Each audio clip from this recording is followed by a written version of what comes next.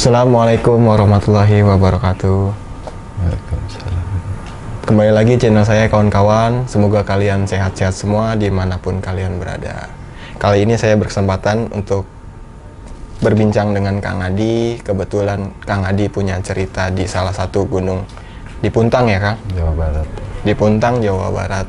Mungkin di gunung ini Kang Adi mempunyai kesan tersendiri dan alhamdulillah saya diberi kesempatan untuk bercerita kembali di malam ini bersama Kang Adi.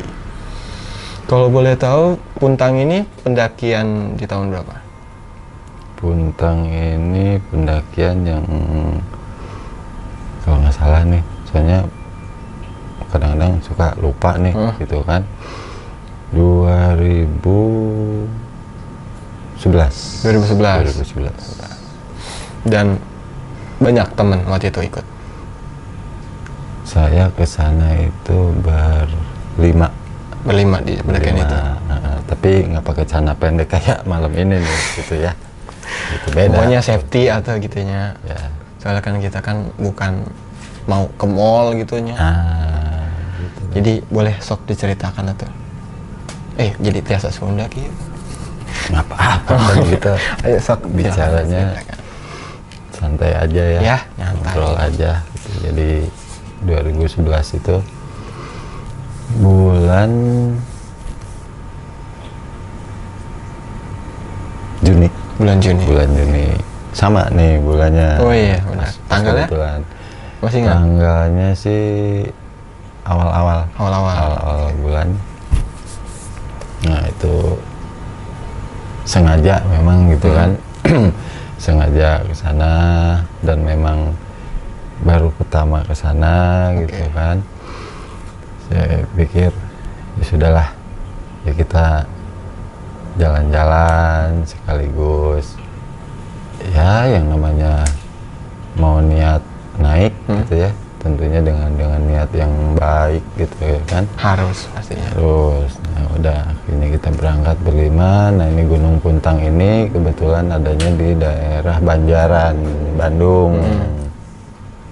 Awalnya saya nggak tahu karena di wilayah Bandung itu kan banyak ya gunung, itu banyak gitu kan. Salah satunya ya Puntang ini gitu kan. Dengan puncaknya itu namanya Puncak Mega Di ketinggian 2222 mdpl. Tuh, bagus angkanya tuh bagus gitu kan. Puncaknya juga bagus, bentuk gunungnya juga bagus gitu kan. Cuma untuk jalan ke sana juga ya bagus lah. Bagus Pokoknya, dalam artian kata apa ini? pokoknya bagus semua gitu, nggak ada yang nggak bagus semua gitu. Tapi untuk medannya sendiri kayak apa? Medannya sendiri standar ya, maksudnya standar gunung di Indonesia lah gitu kan. Kalau kita bilang pendakiannya jalur itu agak riweuh, kalau Sunda bilang ya nggak juga, sama aja begitu. Yang namanya naik ya naik gitu kan, nggak ada yang naik itu lempeng gitu, nggak ada gitu kan. Udah gini ke sana sampai ke daerah Banjaran, itu kan dekat sama Pengalengan. Pengalengan itu kan terkenal dengan perkebunan tehnya. Teh, terus ada pabrik susu juga di sana gitu kan. Udah gini kita berangkat ke sana, sampai di lokasi di Banjaran situ, udah kita langsung ke base camp. Nah udah istirahat, kita nggak nginep, jadi sampai istirahat beberapa saat, terus kita putuskan udah lanjut, naik lanjut. Nah selama mau naik gitu ya, karena memang awal ya ke sana gitu, saya juga belum tahu banyak cerita tentang Gunung Puntang itu bagaimana gitu kan. Nah taunya setelah sampai di sana. Jadi sebelum kita melanjutkan pendakian itu, saya sama teman-teman melihat ada bekas bangunan, puing-puing bangunan gitu. Saya bilang ini apa gitu ya. Udah akhirnya pas karena memang masih ada waktu untuk naik gitu ya. Jadi kita ketemu sama teman-teman yang mau naik juga, ada yang baru pulang.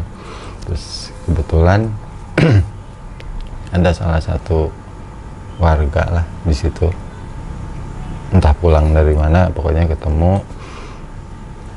Saya penasaran gitu ya, saya tanya gitu, Pak, saya bilang, ini jalur ke Gunung Puntang? Oh iya betul, katanya kan. Saya tanya, kok ini ada bekas puing-puing bangunan nih? Runtuhan gitu. Cerita, si bapak ini cerita gini-gini.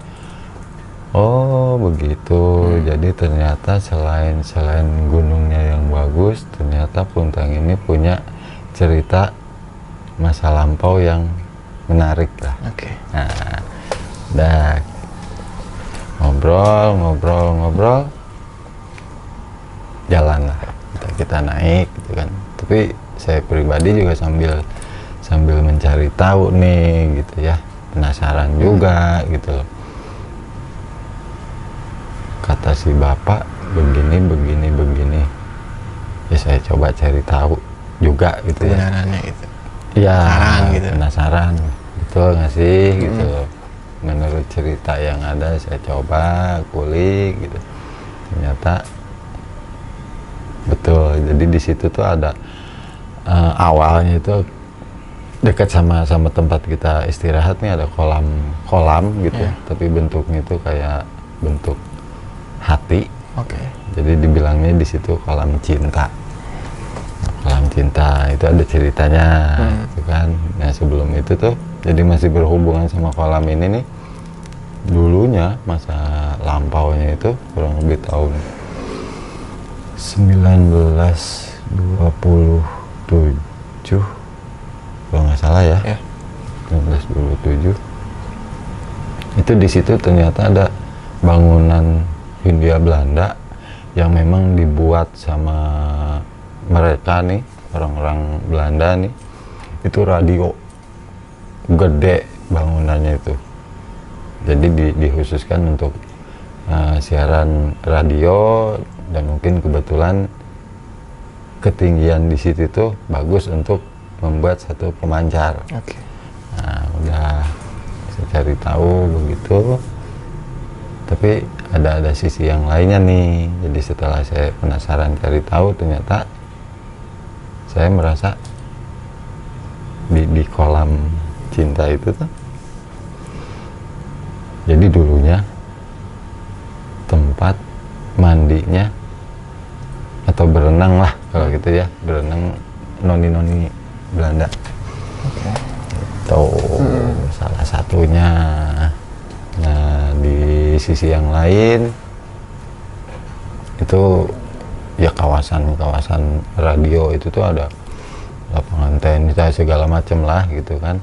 Nah sekarang itu ada satu wilayah itu dibuat untuk bumi perkemahan, camping ground gitu.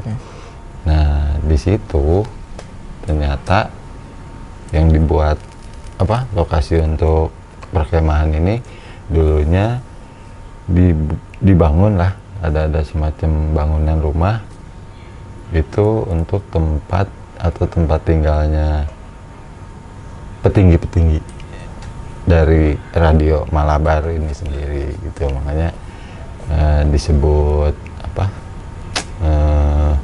wilayah perkebunan teh Malabar. Ya karena mungkin awal mulanya itu dari radio itu tuh bangun gitu. Nah setelah itu tapi kok saya ada sesuatu yang mengganjal nih, gitu kan. Ada sesuatu yang mengganjal. Saya coba lagi gitu kan. Saya coba lagi cari tahu. Oh jadi saya pikir, oh dulunya ini mungkin tempat noni-noni Belanda, tempat mandinya gitu. Tapi yang saya lihat itu banyak, ya maaf ya, banyak korban, banyak tubuh yang kepala sama badannya itu udah terpisah. dari penjajahan. Jadi bukan agak nyambung sih sebetulnya, jadi nyambungnya ke kenapa banyak korban. Jadi itu saya melihatnya, oh ini mungkin dulu bekas pembantaian karena Jepang datang. Ya menjajah lah, itu menjajah ke kita. Jadi mereka yang di situ tuh yang dibantai. Jadi banyak pribumi juga sih sebetulnya yang jadi korban gitu. Banyak pribumi yang saya lihat sih udah pada habis ya badannya, kurus gitu. Itulah. Tuh salah satunya. Segala sesuatunya yang ada di Gunung Puntang ini menarik lah buat saya gitu ya. Jadi kalau banyak teman-teman yang mau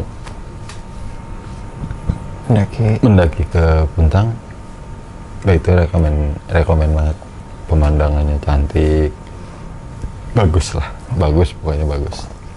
Di samping itu juga ada dekat sama perkebunan teh yang di daerah Pangalengan. Yang sekarang sebagian mungkin udah ada untuk tempat wisatanya. Nah, di situ juga ada salah satu orang Belanda ya, orang India Belanda. Itu beliau ini salah satu bisa dibilang tokoh mungkin ya, orang Belanda yang baik, yang baik untuk masyarakat sekitar. Karena beliau juga punya, ya sebetulnya sih bukan punya, jadi memang beliau yang membentuk, yang membangun satu perkebunan yang ada di daerah Malabar itu. Dan yang diperkerjakan pun pribumi situ. Dan memang niat beliau, tujuan beliau itu untuk mensejahterakan sih, mengkaryakan warga yang ada di situ, khususnya pribumi gitu, supaya ya ada mata pencarian lah mungkin ya. Dan sosok beliau ini berarti asli dari? Beliau ini sih sebetulnya campuran ya, Belanda Jerman. Oh, bukan dari Indonesia berarti? Jadi kelahiran Den Haag. Beliau ini lahirnya itu di Den Haag, Belanda tahun 1865. Nah, usia 63 tahun ya, beliau berarti meninggal tahun 1928 gitu. Nah, beliau ini pun apa ya, kalau saya sih melihatnya memang satu baik, yang kedua beliau ini memang tujuannya itu tadi membuka lahan perkebunan teh di situ untuk mensejahterakan warga di situ, mengkaryakan gitu ya kan, terus mungkin memperluas hasil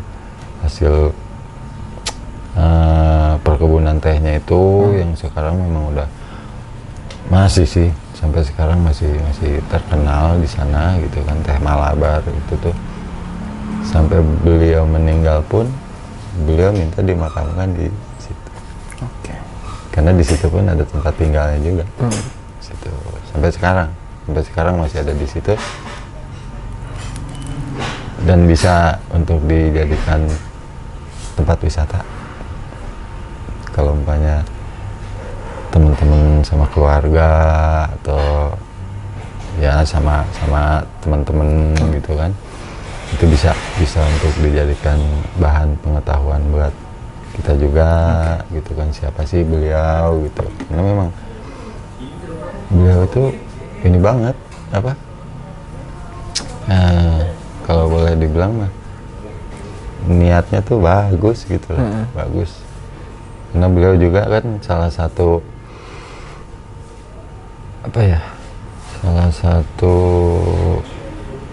orang yang banyak membantu untuk pembangunan salah satu kampus ternama di Bandung, ITB itu. Jadi beliau ini banyak membantu secara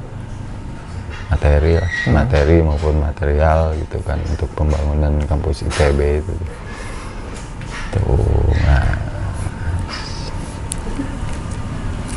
banyak sebetulnya banyak yang beliau bangun untuk wilayah Bandung itu, banyak peninggalannya gitu kan, dan itu memang berfungsi dan bermanfaat untuk warga sekitar, khususnya warga Bandung yang sekarang itu sudah hampir meluas kemana-mana.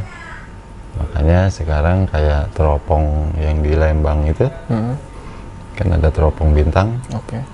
Nah itu salah satu idenya beliau. Kebetulan beliau ini kan suka dengan ilmu astronom. Nah itu jadi sebetulnya beliau ini karena pamannya sih, karena kalau ilmu astronom ini dari kakeknya.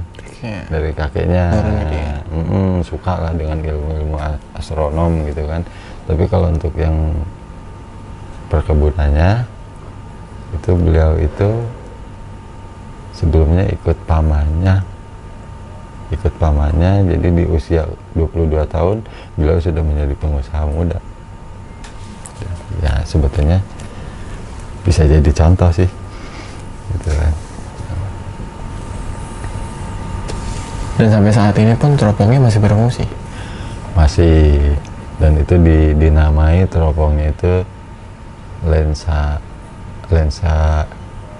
Zeiss kalau nggak salah ya, lensa Zeiss yang dipakai sama Sony kan? Saya kurang tahu deh. Pokoknya itu untuk bisa meneropong sejauh 7,5 juta kilometer kalau nggak salah ya. Itu kalau salah ya direvisi aja lah. Itu beliau juga mendirikan salah satu sekolah gratis dekat-dekat perkebunan situ untuk masyarakat di situ, supaya tujuannya anak-anak di situ bisa mendapatkan pengetahuan. Nah dulu itu namanya sekolah rendah, kemudian berganti nama jadi sekolah rakyat. Nah sekarang dilanjutkan lagi menjadi sekolah dasar negeri Malabar 2. Jadi memang ya bermanfaat banget sih, gitu. Banyak di rumahnya itu banyak masih banyak peninggalan beliau gitu kan, semasa beliau hidup di situ, dari mulai perabotan rumah, terus piano, ya pokoknya masih terjaga dengan masih terjaga dengan baik. Hanya beberapa bagian yang sudah diperbarui lah, mungkin dicat ulang ya. Gitu. Dan bangunan pun masih asli, hanya beberapa bagian yang dibetulkan lah, tapi banyak yang masih asli sih. Masih asli. Dan beliau ini meninggal di tahun 1928 kan? 1928 di usia 63 tahun. Nah beliau ini meninggalnya, beliau ini hobi berkuda. Hobinya itu berkuda gitu. Jadi beliau itu meninggalnya itu karena jatuh dari kuda. Jadi nggak jauh-jauh dari rumahnya lah lokasinya itu. Jadi lagi bermain dengan hobinya gitu, kuda, jatuh, terus selang beberapa lama itu kayak mungkin jatuh kena tusukan apa, tetanus.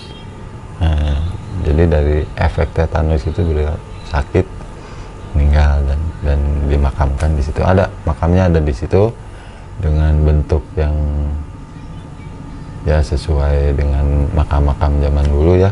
Tapi di atas makamnya itu ada ininya, apa namanya, atapnya, tapi berbentuk topi yang biasa beliau pakai untuk memantau perkebunannya. Gitu. Jadi memang rumahnya itu pas di tengah-tengah perkebunan, dan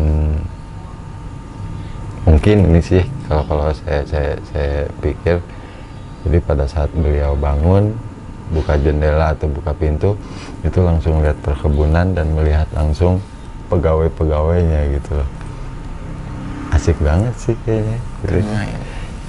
Perlu dicoba tuh ke sana. Harus. Ya, harus. Jadi planning. Betul. Mudah-mudahan nih cerita saya bisa jadi inspirasi lah. Gitu. Kalaupun ada yang salah ya apa aja gitu ya, namanya baru ke sana gitu kan, cari tahu siapa beliau, ternyata begini. Nah sekarang saya coba ceritain sedikit lah. Ya kalau memang penasaran, enggak ke sana. Itu indah sendiri. Indah banget. Dan beliau ini punya anak berarti? Beliau tidak punya istri. Berarti beliau jatuh hidup tidak sendiri, iya. Sampai beliau meninggal. Tapi beliau punya saudara? Kalau saudara ada. Maksudnya kakak beradik? Nah saya kurang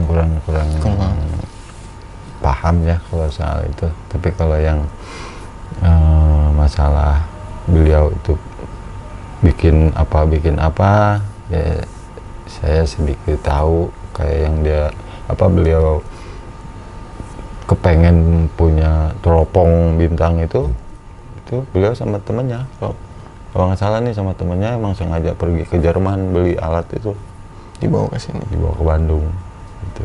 Sekarang masih bagus kondisinya, masih bisa dipakai gitu kan. Dan radio Malabar ini ya tadi namanya ya, itu masih berfungsi sampai sekarang? Sudah nggak ada bangunannya. Dihancurkan berarti bangunannya?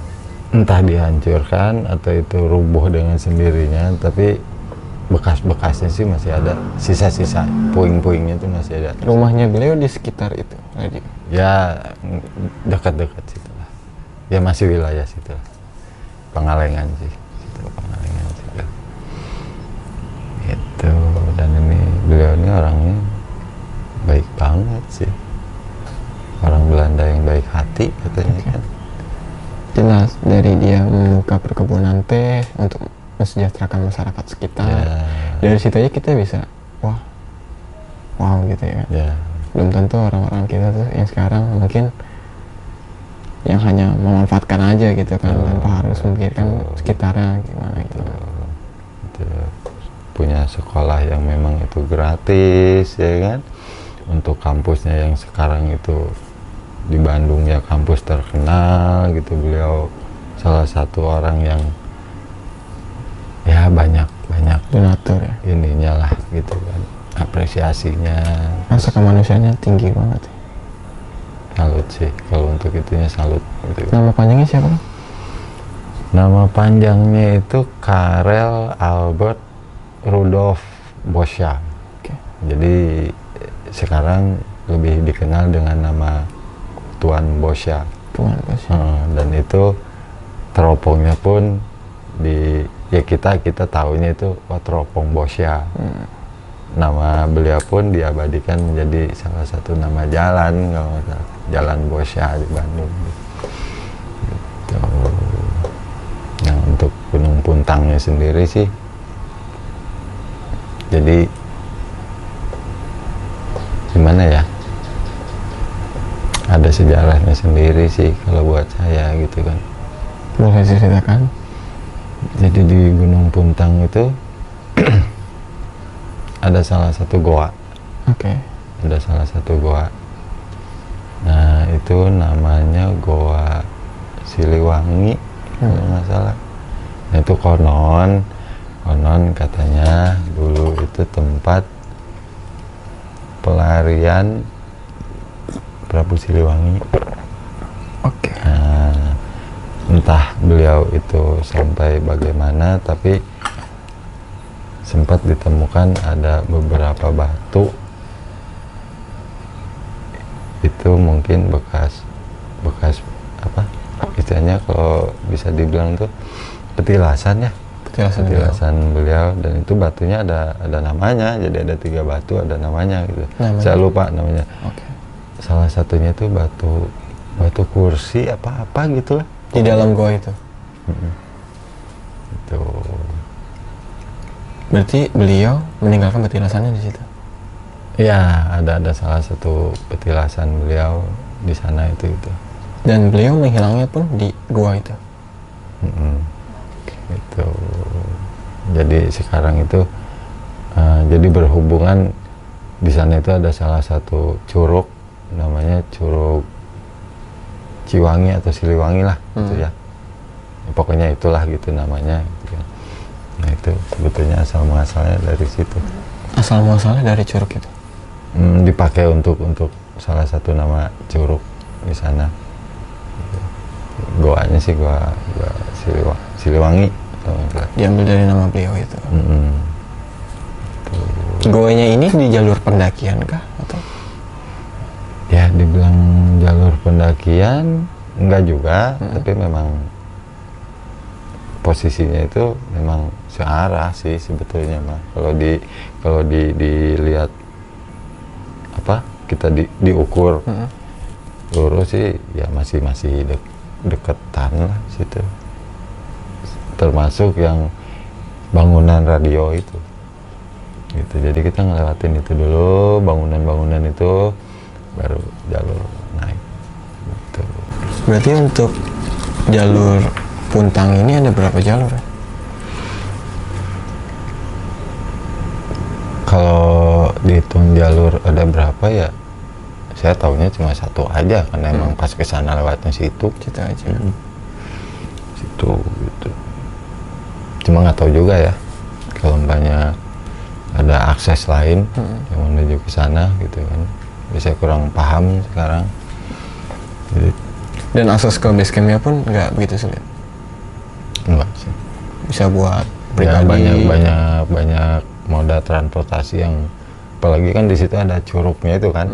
Itu jadi kendaraan udah masuk semua. Masuk gitu kan. Ya sebetulnya di tempat yang saya bilang kolam cinta itu tadi itu luas, lahannya itu luas. Jadi bisa untuk ngecamp dulu di situlah. Baik itu mau naik atau setelah pulang dari Gunung Puntang pendakian itu bisa istirahatnya di situ. Enak, adem. View-nya juga udah bagus banget kayaknya. Bagus. Kalau dibilang adem ya adem lah namanya, udah di daerah perbukitan kan. Di kolam cinta itu. Tapi kayaknya yang tadi cerita Akak kan di kolam cinta itu bekas pembantaian, bukan malah creepy gitu kan untuk ngecamp di situ. Suasananya beda mungkin. Pokoknya gini aja, ambil positifnya aja, yang negatifnya buang. Itu aja, kita lihat masa lampaunya aja gitu, kenangannya. Oh dulu itu di sini ternyata bisa dibayangin nih, seumpama bangunan itu masih ada sampai saat ini. Kalau saya mungkin nggak ada aja, saya kilas baliknya ke zaman dulu ya, nggak kebayang ini gedung yang segitu gedenya ada di atas ini gitu kan. Gimana kalau bangunan itu masih ada? Itu jadi wah, jadi pengalaman sejarah banget itu. Bisa jalan-jalan ke situ ya kan, masuk ke dalam gedungnya gitu. Kita ngebayangin mungkin di dalamnya itu masih ada alat-alat apa gitu ya. Kebayang lah aktivitas di dalam itu kayak apa zaman-zaman tahun segitu. Sekarang aja yang hitungannya bangunan beberapa tahun kosong tapi masih banyak barang yang ada di situ, kita suka mikir kan, ini kayak apa aktivitasnya, apalagi zaman-zaman itu gitu. Masih sibuk-sibuk kayak apa ya. Nah, keren sih. Bagus, keren, dan rekomendasi banget untuk teman-teman sama keluarga kalau banyak ke daerah Bandung, ke daerah Pangandaran Pengalengan, Banjaran sana, daerah situ harus mampir situ. Banyak tempat wisata yang bagus-bagus, perkebunan tehnya di daerah Pengalengan juga luas banget ya, peninggalan Tuan Bosya tadi. Nah di situ pun ada, ini nih ada di Pengalengan, di daerah perkebunan situ ada salah satu rumah yang dibikin film, untuk cerita film. Jadi rumah itu dulunya memang rumah untuk pegawai perkebunan situ sih. Cuma ya nggak tahu gimana rumah itu menjadi sorotan publik sekarang dan jadi tempat wisata juga karena setelah dibuat film, jadi rumah ini punya cerita sendiri gitu. Ceritanya berarti lebih ke apa? Mistis? Ya bisa dibilang begitu. Karena memang ada pesugihan kan di situ? Dibilang pesugihan, iya bisa, tapi lebih ke sekte ya, semacam sekte, aliran. Ngerti Pak. Pokoknya seru lah, gitu. Seru kalau mau penasaran. Kalau penasaran ya bisa langsung ke sana dilihat ya. Jadi buat planning, kalau kita ke tempat-tempat yang kita kunjungi, kita bisa tahu sejarahnya itu kawan-kawan. Itu khususnya wilayah di situ, kita masuk, kita jalan-jalan ke situ, pulang dapat cerita, dapat pengetahuan. Salah satunya di rumah Tuan Bosya itu masih banyak peninggalan. Kalau lagi pengunjungnya sepi, itu bisa nginep di situ. Jadi disewakan kalau nggak salah itu ya. Kamarnya Rumah itu entah di sebelah mana, di bagian mana, tapi kalau pengunjungnya pas lagi sedikit, itu bisa disewakan kalau nggak salah. Tapi kalau pas lagi penuh pengunjungnya ya hanya sebatas lihat-lihat aja. Kilas balik banget ya kalau bisa tidur di situ. Seru banget. Jadi kebayang ya, kayak saya itu ke sana buka pintu, terus lihat pengapiannya, tempat kalau sekarang mungkin dispenser ya, itu ada tempat air minum sama kayak dispenser gitu, tapi dari beling lah, keramik gitu. Dan itu untuk penyulingan airnya itu ada batu di dalam. Itu wah, antik banget. Pengapiannya itu besi di dalamnya untuk naruh kayunya itu masih asli. Itu yang banyak orang cari untuk koleksi sebetulnya itu. Itu saya kebayang waktu lihat-lihat di dalam rumahnya itu, pada saat Tuan Bosya ini masih ada dulunya gitu kan. Jadi saya megang pintu atau apalah yang saya ada di situ, saya pegang. Saya kebayangnya gini, berarti ini dulu setiap harinya Tuan Bosya ini megang gitu. Megang semua gitu kan, meja makan, kursi, pintu gitu kan ya, apalagi itu rumah beliau gitu. Itu saya kebayangnya ke situ aja, apa yang saya pegang langsung saya kebayangnya, ya dulunya nih Tuan Bosya nih megang juga nih, itu nilainya sih, itu sih lebih ke situ kalau saya. Seru gitu. Keren. Dan modal bangunannya itu ya asli, maksudnya bangunan zaman Belanda gimana sih? Berarti arsitekturnya lebih ke Belanda? Iya, memang arsitektur Belanda gitu. Dan perbedaan bangunan zaman dulu sama sekarang itu kan, tebal dindingnya itu kalau sekarang kan mungkin 15 cm. Kalau bangunan Belanda itu kan bisa lebih. tebal-tebal karena mungkin untuk menghalau dingin juga atau nggak tahu deh gitu kan. Gitu. Ada lagi Kang yang mau disampaikan mungkin? Cukup sih kayaknya kalau dari saya, cuma ya apa ya, bukan pesan sih, bukan pesan gitu. Kalau pesan itu kesannya gimana gitu ya, ya ini mah cuma berbagi cerita aja. Jadi yang tadi saya omongin pengalaman saya ke sana, kalau memang mau naik ke Gunung Puntang wajib, jangan lupa sambil melihat-lihat sejarah yang ada di sana, cerita yang ada di sana. Kalaupun nggak naik ke Gunung Puntangnya, masih ada tempat lain yang bisa kita cari tahu, bisa buat pengetahuan kita, buat pengalaman dan pembelajaran kita, gitu loh. Bagaimana suksesnya seseorang yang memang itu mempunyai niat baik untuk kedepannya, meskipun orang itu sudah nggak ada gitu kan, tapi namanya, kenangannya masa lalu itu kan masih menempel di warga setempat. Terus buat kita juga, ini orang gitu bisa sampai kayak gitu kan. Itu aja sih saya mah. Berarti ada sangkut pautnya sama pepatah yang bilang kalau kita tuh nggak bisa hidup sendiri.